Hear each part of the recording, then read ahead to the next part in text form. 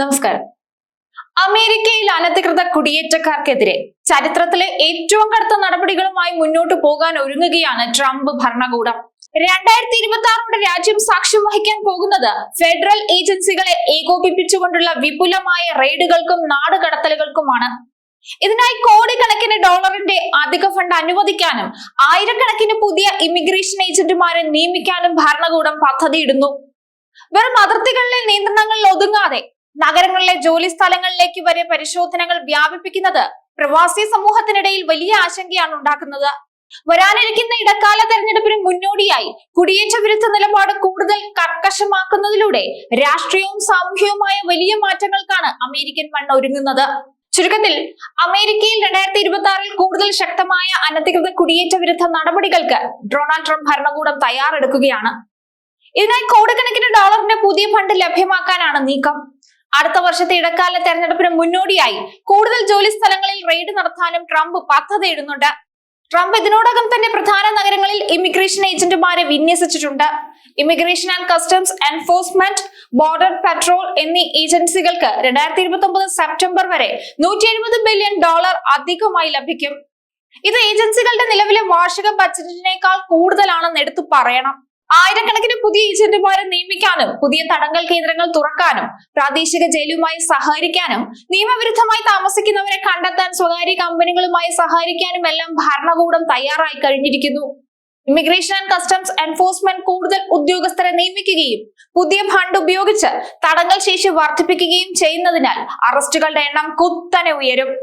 ജോലിസ്ഥലങ്ങളിലെ കൂടുതൽ നടപടികളും ഇതിൽ ഉൾപ്പെടുന്നുണ്ട്. കഴിഞ്ഞ വർഷം ട്രംപിന്റെ കുടിയേറ്റ നടപടികളെ കമ്പനികൾ കാര്യമായി എതിർത്തിരുന്നില്ല. എന്നാൽ ഏജന്റുമാർ ജോലിസ്ഥലങ്ങളിൽ ശ്രദ്ധ കേന്ദ്രീകരിക്കുന്നത് കമ്പനികളെ പ്രതികരിക്കാൻ പ്രേരിപ്പിച്ചേക്കാം. ജോലിസ്ഥലങ്ങളിൽ പോലും പ്രവാസികൾക്ക് സമാധാനമായി ജോലി ചെയ്യാനാകില്ലെന്ന് ചുരുക്കം. ട്രംപ് കടുപ്പിച്ചും വെറുപ്പിച്ചുമാണ് മുന്നോട്ടു പോകുന്നത്.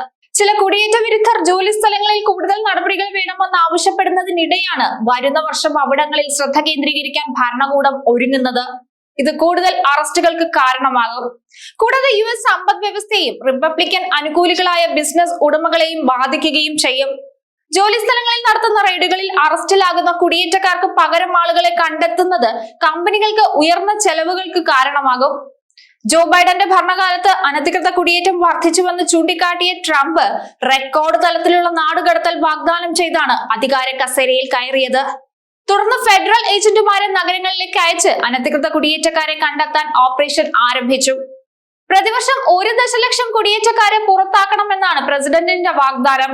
ട്രംപ് അധികാരമേറ്റതു മുതൽ ഏകദേശം 6,22,000-ലധികം കുടിയേറ്റക്കാരെ നാടുകടത്തിയിട്ടുണ്ട്.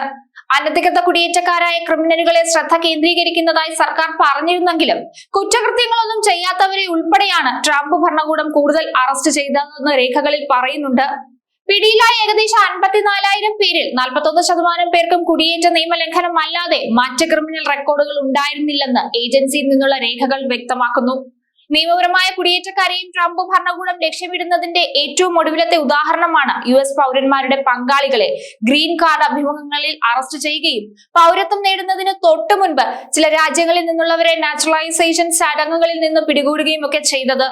ഇതിനിടയിൽ അമേരിക്കയിൽ H-1B വിസയിൽ എത്തിയ ഇന്ത്യക്കാർക്കെതിരെ മാഗ അഥവാ മേക്ക് അമേരിക്ക ഗ്രേറ്റ് അഗെയിൻ എന്ന വിഭാഗക്കാരിൽ നിന്ന് കടുത്ത പ്രതികരണങ്ങളും ഉണ്ടാകുന്നുണ്ട്.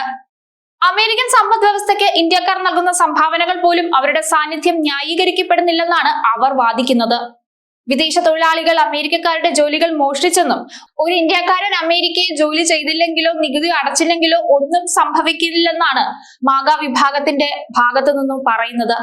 ട്രംപ് ഭരണകൂടത്തിന്റെ ഈ കർശന നിലപാടുകൾ അമേരിക്കൻ സമ്പദ് വ്യവസ്ഥയിലും രാഷ്ട്രീയ ഭൂപടത്തിലും സങ്കീർണമായ ചർച്ചകൾക്ക് വഴിവെച്ചിരിക്കുകയാണ്. ക്രിമിനൽ പശ്ചാത്തലമുള്ളവരെ ലക്ഷ്യമിടുന്നു എന്ന് അവകാശപ്പെടുമ്പോഴും സാധാരണക്കാരായ കുടിയേറ്റക്കാരും നിയമപരമായ വിസയുള്ളവർ പോലും ഭീതിയുടെ നിഴലിലാണെന്നുള്ളത് ഒരു പ്രധാനപ്പെട്ട വസ്തുതയാണ്. ഫെഡറൽ ഏജൻസികളുടെ ഈ കടുത്ത നടപടികൾക്കെതിരെ ഇതിനോടകം തന്നെ ജനരോഷം ഉയർന്നു തുടങ്ങിയിട്ടുണ്ട്.